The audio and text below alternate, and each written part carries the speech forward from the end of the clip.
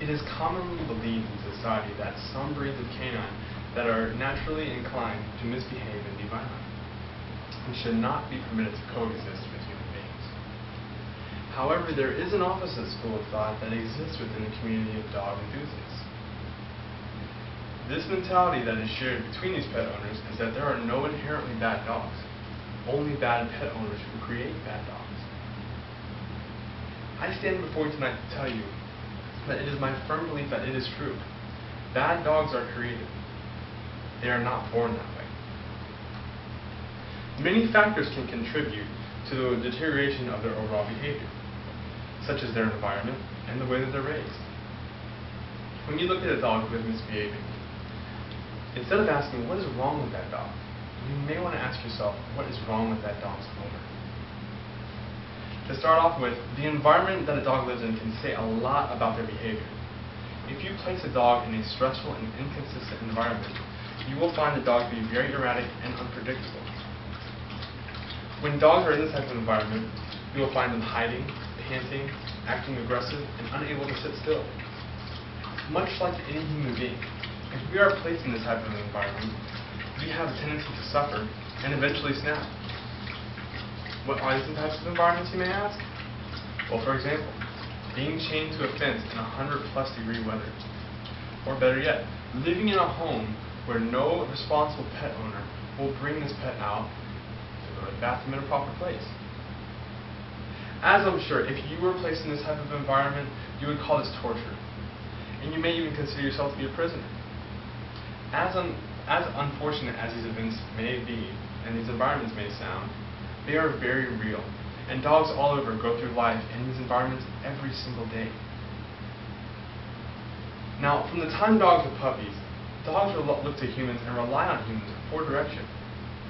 As I was watching the documentary, National Geographic: The Science of Dogs, I learned this, as well as the fact that dogs of all breeds were created by mankind. Through generations and generations of selective breeding, dogs have gone from wolf to man's best friend.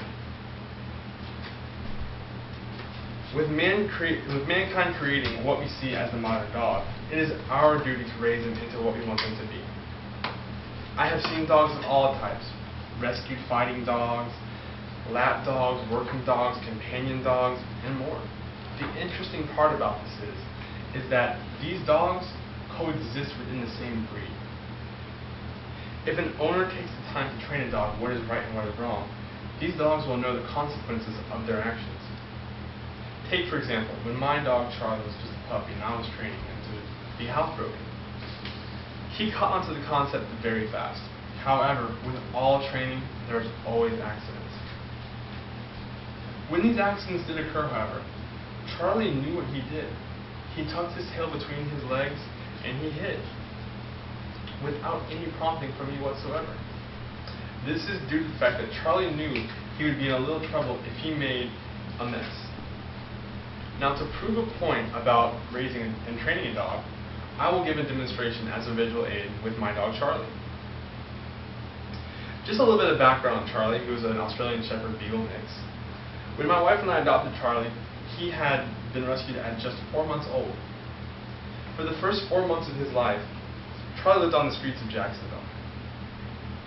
Now, when the rescue organization Terra found him, he was abused, neglected, starved, malnourished, extremely underweight, and he had no fur from severe mange.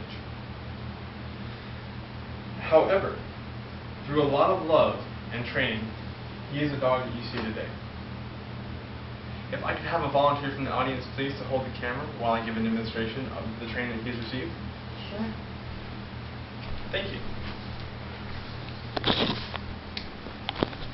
Now, Charlie, come here, Papa. Come here. Come here. Ready? Sit. Come here, Papa. Come here. No treat. Sit. Down. Paw. Get up, Bubba. Come on. Up. Sit. Ready? Bang! Good boy. Come here. You want a treat? Good boy. Good boy. Now, as you can see, Charlie is very well trained. He's very calm. And despite his poor childhood, or puppyhood, I guess you could say, He's a very, very lovable dog. So in conclusion, if any of you listening had any prejudgments regarding particular breeds of dog, I hope I was able to at least lay some of your preconceptions to rest. While there may be a lot of dogs out there that are not perfect, neither are any of us. And for those who still prejudge dogs based on their breed, I ask you, would you judge a person based on the color of their skin? I would hope not. Just as bad kids are caused by bad parentings, bad dogs are a byproduct of the same tragedy. In closing, I want to thank you. And as the great Bob Barker would say, help control the pet population. Have your pets spayed or neutered. Goodbye, everybody.